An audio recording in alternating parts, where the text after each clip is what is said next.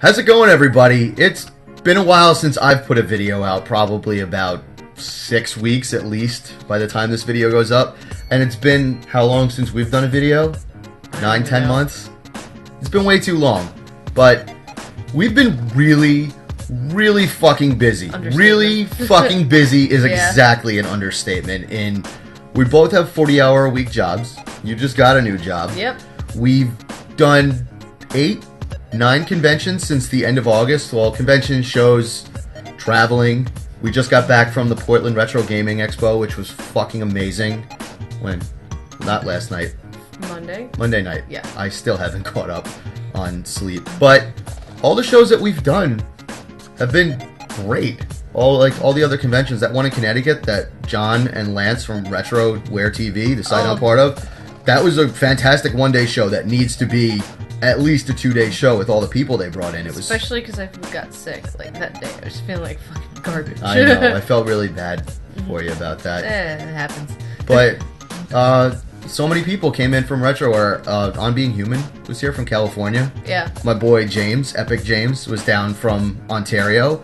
And my new favorite person, Banjo Guy Ollie, who's fucking amazing, who hooked me up with a painting from Journey, which I have in my bedroom waiting to be framed. He just hooked me up with that for free. Dude, you are amazing. I wish we could have hung out more. And you and your wife are like the most fantastic people. So hopefully we'll see you soon next year. But still, for one day, it was great. But anyway, Portland. Portland was great. Portland was fucking awesome. Yeah, it was amazing this time because last year we went as just as attendees. Mm-hmm. Our friend Earl, who we have to give a huge shout out to. Yeah. Earl hooks us up with free round trip tickets because he works by Southwest Airlines, and we fly standby, so that's the way you pay for it. With crazy layovers and waking up at 3:30 in the morning to leave the hotel to catch a 5:30 flight, that's the way you pay. But free round trip tickets to go to Portland, Oregon, which is a gorgeous city, to see an amazing convention with a whole bunch of our friends that we only get to see a handful of once in a fucking maybe year. We're lucky if you see them more than once, from everybody that we know from Retroware and YouTube and just conventions in general. You just don't get to see everybody, so it is kind of like, a close-knit family friend reunion. It was so nice to see everyone. Yeah, it was great. it was awesome. Yeah, it was a lot of fun. The first night, meeting up with Ian, you know him from the CU podcast, Ian Ferguson, and his wife Vonnie. I love the two of them. They were great, even though we were exhausted. I passed out in the hotel lobby. You passed out at the hotel bar because we were just. Yeah, it was what 9:30. Oh my god, it was West Coast time, and it was. We were up at like what time did we get the it was like plane? Midnight our time, and then you fell asleep, and me and Earl were still hanging out, and we're like, hey, let's have some beer and go to Denny's. So that's a real good idea. I was too tired. But aside from that, we got to Bend also, and this is the first time ever in the history of Squarepainter, I suppose, in the 7 years that I've been doing shows, that I ever got on a plane to go to a show. And I have to thank Rick, the organizer of Portland Retro Gaming, who we met at Too Many Games, and he offered us a free half booth just to come out and sell. That was awesome. And I couldn't believe it. I still can't believe it. So Rick, thank you so much for allowing us to do that.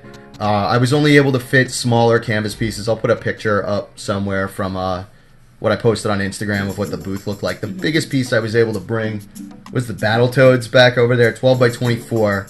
And I carefully wrapped everything in bubble wrap, and then wrapped them in t-shirts, and then all our other clothes were wrapped around, and I put cardboard on top, and I still was freaking the fuck out when we had to check that bag. And everything was cool though. Got there completely fine, and everything came back totally fine. So at least we know that works to get paintings out there. But it was really cool doing a show that we had to fly to. Even though the booth was a little bit limited, we didn't have the big display behind us like we always do. But you had big prints of your work, honestly, though. we could have next year, if we do it again, we know we can just bring stuff to hang things, because it was like a bar and stuff. Mm-hmm. We could totally do that, but it's a matter of getting my bigger pieces. Anyway, you had prints. You had a bigger display than I did. Well, not really. Well, you used like half the table, which is way bigger. No. Because you usually have stickers, but you had big 11 by 17 prints. Yeah, I did. Anyway, I'm going to put the images right here. I'll put them in front of me. Bam, bam, bam. of the 3 images that you had, so people could see. Links below to buy the work from Demon, Nina. the Pyramid Head, and Allison Road one. I don't know if I have that on my Redbubble site. So, let's get to the good stuff that you guys want to see, and that's all the shit we got. The things I spent too much money on. Yeah, that we both spent too much money on. So we have stuff from other shows, but that's already kind of been like integrated into the collection downstairs, and I'm not digging that out because I like alphabetize everything because I'm fucking crazy with all that. Although I think mine are actually like sitting in the other room right now. But are they? Well, just, you got a stack here. Twilight Princess and Clock Tower 3, and I think that was it. But you got some awesome games right here. Oh yeah. What do you have right here in front of us? Well, you bought me a whole bunch of just regular like the Japanese, the turbo cards, the Hue cards for the Japanese version of the TurboGrafx. Yeah, for the PC engine. But I'm tired. Leave me alone. So yeah, so I have like a now little like starting. I have a few ready from a friend of mine in California. I got a really good deal on that. The guy just like, it was in the $2 bin. There were 7 cards. He's like, would you take $10? I was like, yeah, sure. And I didn't even notice they were there. I was looking at Super Nintendo games because that's my shit. And some guy picked those up, and I was like, oh man, a stack of Hue cards. How is this even still here at this point? This is Sunday. And he looked at them and put them down, and as soon as he put them down, I just snagged them up, and I saw they were PC Engine games. It's like, okay, well, I want to help Nina get her PC Engine collection started anyway, so why not? Anyway, more Japanese stuff. I didn't even realize you got the Japanese version of this. I got the Japanese version of D2. It's a Dreamcast, like, horror game, apparently. I actually don't really know anything about this, but I asked, like, my buddy Earl. It was, like, $15. I was like, oh, might as well buy it. And he's like, yeah, it's a horror game. I was like, well, I'm trying to, like, collect horror games. And I could maybe play this on my stream. Yeah, so I bought it because it was $15. So why the fuck not? It's a Dreamcast game. Why not? Interesting. I don't have enough Dreamcast games. So that looks really cool. It looks very late '90s. Oh yeah. Like PS1 Dreamcast era graphics. Yeah. Which are just. I just love the way those early 3D graphics look on there. Okay. Moving on. Alright, so this one I actually learned about at Retro World. No, not Retro World. The Connecticut one? Yeah, Retro World Expo. Remember the guy came up to the table and was talking about that. Everything's meshing together. There's so many. It really is. RetroCon, Retro World, it's a retro everything. But all of the games. Anyway, there's a lot of games. So I found out about this game. The guy had like he brought it up to the table, like he was just like looking at her stuff, and I look at his hand and I'm like, what the fuck is that? And he's like, oh, it's this Echo like Night Beyond, and I was like, that's a fucking H-Tech game. Wait, they made another game for the PS2 because H-Tech I know as the guys that made Kuon, and I thought that was like their only fucking game, like at least their only horror game for the PS2. And he's like, oh no, yeah, this is like really cool, like, he didn't know about Kuon, I didn't know about this game, so we exchanged information about the two of them. I took a picture of this, and I was like, I gotta buy this when I can find it, and I was like, and I didn't even bother looking for it at the one in Connecticut, because like, we're going to Portland, it'll be there, and sure enough, it was like there. It was. It was like the first thing I found, like before the vendor room even opened. I was like, there it is, I'm buying. But yeah, this is apparently it's basically a sci-fi ghost game. So you're on a moon base, and there's ghosts everywhere. And apparently the cutscenes in this are fantastic. They look really creepy. Alright, moving on. I actually bought some Sega Genesis stuff. And of the first one, we're gonna go with the gold first. This one. Oh, you really? Because I go the opposite way. I do the crap first. Or not the crap, the lesser ones. I know. I'm excited you got this too, because we only have the other one. Splatterhouse 2, I got a really good deal on it because it's kind of beaten up a little bit. And it's missing the manual. Yeah, but it fucking works. And that's all that fucking matters. Because honestly, I just want to play it. I really don't give a shit. Yep. And it's like, so, like, usually you find these, it's like 100, like, what, something, 170. I don't know if it's that much. Yeah, Genesis has gone up a lot. They were a lot for fucking Splatterhouse in the box. It was a lot of money. Really? Because I bought my Splatterhouse 3. I mean, granted, this was years ago. I bought it loose for like 25 or something like that, and I mean, it's in good shape. Like pretty much yours now. Yeah. Even though I'm a huge Splatterhouse fan. Also, I remember playing that game in the arcade. I knew it was ported to the TurboGrafx, and I didn't even know about Splatterhouse 2 and 3 until way later on. Like when I was in college. I was talking games with someone, and they brought up, oh, have you played Splatterhouse 2? I was like, there never was a 2. And it's like, no, there's 2 and there's a 3 on the Genesis. And I was like, yeah, right. And sure enough, there they are on an emulator, and that's all I played, like, the summer of 2002. I got this. It's nothing really special. I don't know what it is. I don't know what it is either, but I like monsters, and it looks like it's a monster fighting game, and I like fighting games, and I like monsters. It looks like one of those very early Sega Genesis releases. It's gonna be really shitty. It's like the weird, silly box art. It's probably really shitty, but I don't care. And it has the manual, just missing the cover. Yeah, it's kind of right. It's a beat up manual, but whatever. I wasn't like, I was just like, what is this? I don't know. What is this? I've never seen this before. I'm gonna pick it up. So I got it. And it's a Beast Wrestler. And then the other one is, okay, so I love TurboGrafx. I love TurboGrafx pinball games. I got you this. On the DS. Yes, I love TurboGrafx. And you did. And then I got a lot of plushies and t-shirts also. But yeah, so I love TurboGrafx. I love Devil's Crush. Apparently, Devil's Crush was picked up by fucking Tengen. I have the first one, it was like, I forget what the fuck it's called. And this is the second one that they released. So is that Devil's Crush or Alien Crush? This is Devil's Crush, but it's like a second version of Devil's Crush. Okay. This actually never came out, this version of it, if you look in the back. Which is a like, weird pinball game, if you guys don't know. It's like, it's really weird, because it's like the face on here, this woman's face is from Devil's Crush, which is on the TurboGrafx, and it's from the first one of these that they released. The second one, this one that they have, if you look on the back, it's not the same face, and I wish I had like the Devil's Crush to like compare and be like, why is this one from the first one on the one in the second one, and when she's not even in the game? So that's it. So I got this. Does it even have a manual? Oh, it does have a manual. Cool.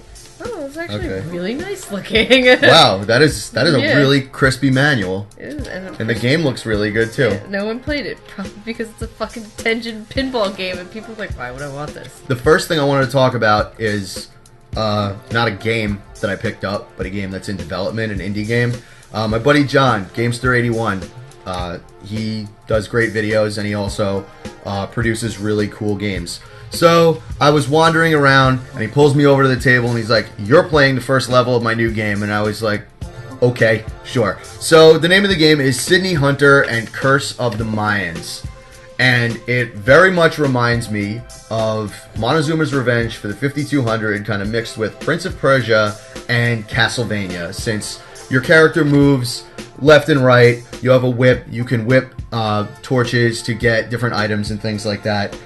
Prince of Persia because you pick up different potions, platforms fall away, and Montezuma's Revenge because it is very Mayan themed. So it's like all three together in a fantastic indie game. So he pretty much just walked me through how to beat the first level of hitting different switches and things like that.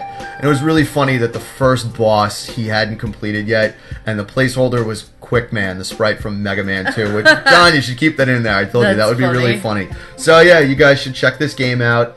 And definitely support John in all of his endeavors for making video games, because he only puts out really good stuff. So John, thanks for showing me this, dude. Next up, I was wandering around and I saw this, and I've been looking for it for a while. When they came out, they were $50, and then they spiked up to $100, and now I saw this for way cheaper than that, and I'm never going to own a real one, so an NWC reproduction cart. Which you bought when you're drunk.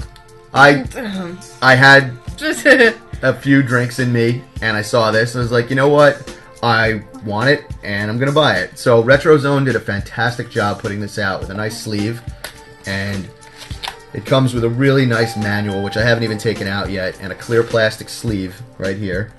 And also, the cartridge is fantastic. It's the same weight of the original NWC, only the dip switches are down on the side instead of up top. And it says reproduction cartridge right there, really clear as day, which a lot of people that are making repro carts now need to do, because there's some repro carts that are coming out that look way too much like the real thing and don't say reproduction on them. But if we play Nintendo World Championships, we need to do 2 players, because player 2 has to push start in order to go. I can't do it because that's cheating. Okay, so if you guys have watched my videos before, the 9 of you that give a shit, I am an avid Super Nintendo collector. I'm going for a full collection eventually. I had my whole collection of games, like all the RPGs and stuff from when I was a kid that I never got rid of. And I've just been collecting like the other rarities and mostly just oddities. There's so many weird games on the Super Nintendo. So many weird games that are good, and some of them that are not so good. But I've really been trying to fill in the gaps. I have everything from uncommon games to good games to really pretty damn rare games, I must say. So anyway, first one is not a game but a manual. That my boy Rue, 16-bit Gems Rue, hooked me up with this. He had this on sale for pretty cheap, and I don't have the box for Mystic Quest. I have my original copy from when I was a kid. God knows what I did with the manual. But didn't keep my boxes. So I'll be holding on to this to eventually complete the game. Next up are my loose games. And I'm just going to go down the list of ones that I got. One that I was looking for, because I love 16-bit shooters, and there's some amazing ones on the system, which you got too. Yeah, I snagged that one. That was the first game I bought, actually, and this was the second one. Axlay. Axlay is a fantastic Konami shooter, and just because it says Konami on it, this game has gone up in value, but it is a fantastic fucking game. I got it for under eBay value, which is really nice, and that label is so minty and crispy that I couldn't say no.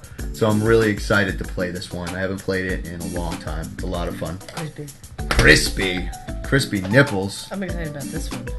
Darius Twin.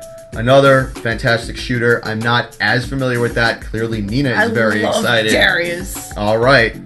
Wasn't that on the TurboGrafx also? Yes. Right. And, well, I actually, coincidentally, played it on the Super Nintendo more often. That's funny. Yeah, because my uncle had it on the Super Nintendo. Right. I remember renting that game, and I remember really liking it. Oh, I'm just dying. Anyway, another uncommon game, and I'm not going to edit in anyone yelling uncommon game from everywhere else. I'm not going to do that. SOS. Really cool RPG where you're on a sinking ship. There's a sequel to this, and I didn't even know that there was. What are you looking at me like that for? Nothing. Okay. This is one that I was looking for a while. It was one of those games that I always wanted to play. I never have. I would see it at shows. I'd pass it up, and then I was like, you know what? I should go back and snag that. 10 minutes later, and it was always gone. So this was on my list. I came across it, picked it up, and I finally have it.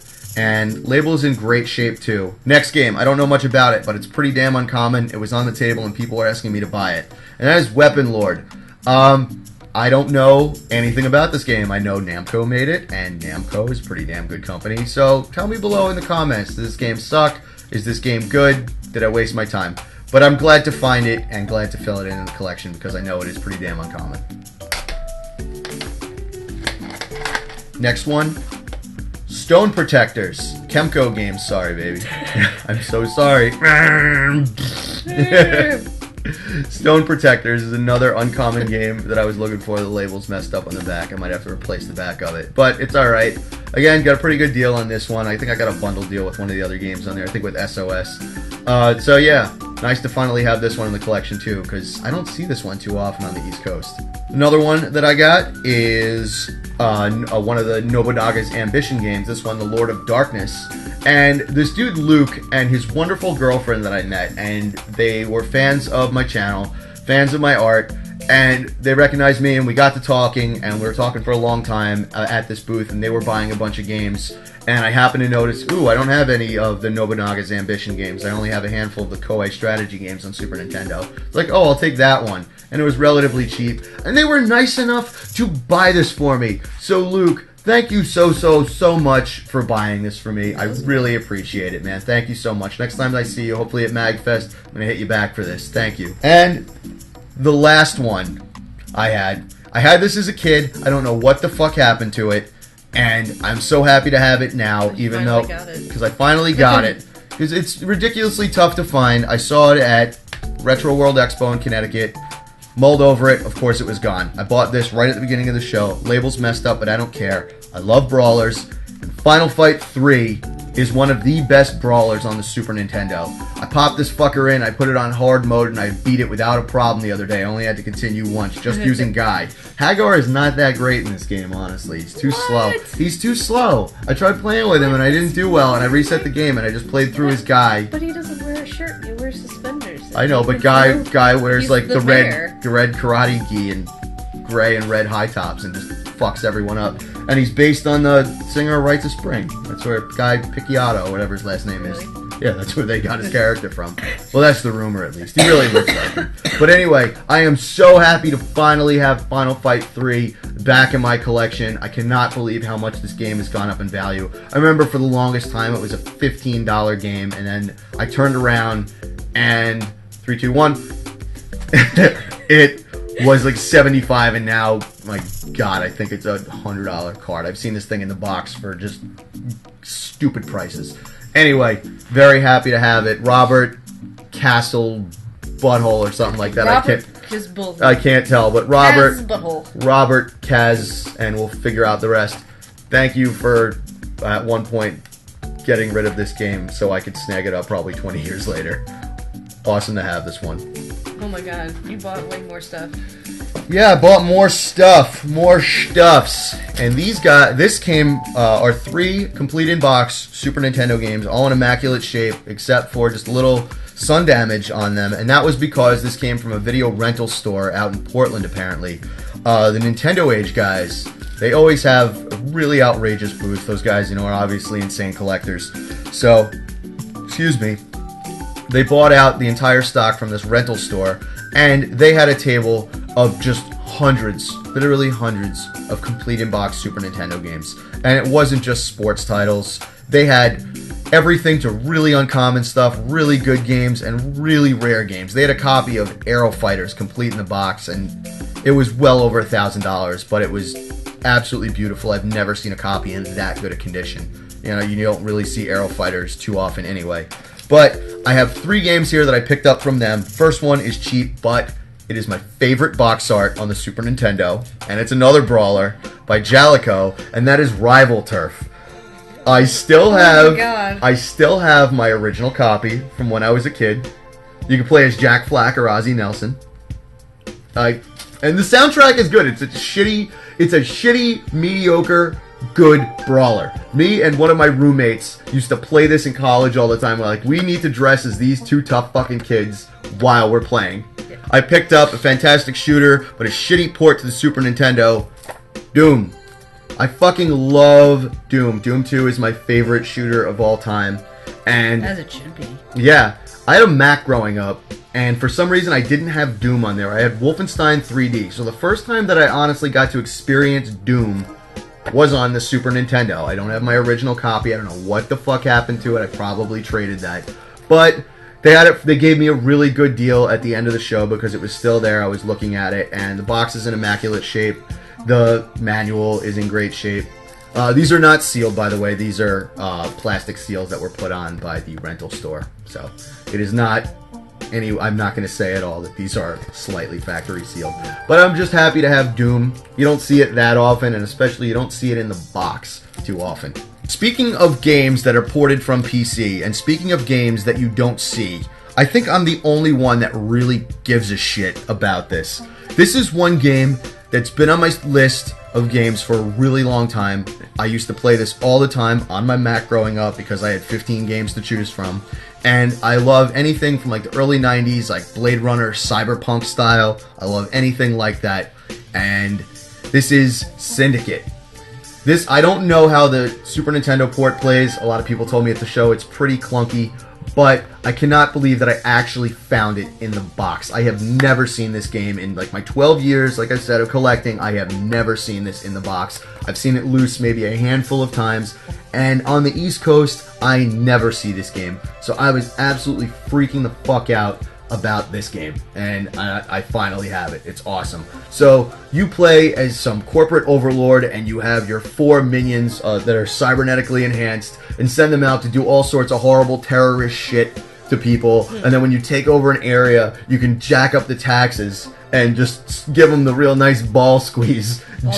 Ball squeeze, a collective ball squeeze of European countries, because that's where it takes place. And eventually you could start taking over the entire world, and other rival crime syndicates will come in. You really play as an asshole in this game. I'm just excited to have this game. I actually bought it for PC on GOG, goodoldgames.com. Got it on sale for like $5. Still as much fun as I remember playing it when I was 12 years old, but I'm just happy to have this just for nostalgia's sake and for collectability's sake, because this game really is fucking rare, and just especially that it's in the box. I think I've said enough and gushed about this game enough. So, thank you guys so much for watching. Yep. I promise I have a lot more speed paintings coming up. I have a lot of ideas. I have a whole list of them written down. And I have a bajillion fucking videos and more streams and more shit to do. I haven't released an actual, like, edited video in a while. I haven't released an actual edited video since the beginning of September, and I'm really sorry about that. So this is, hey, here's something for you guys to watch, and a big I'm sorry, and people have said you guys like when we're on the channel together talking. Our fart faces. Fucking fart faces for all of you. Okay. Alright. I want to eat pizza. Let's go. Alright. We're gonna go to a friend's house and eat pizza. We'll see you guys soon. Pizza! Bye!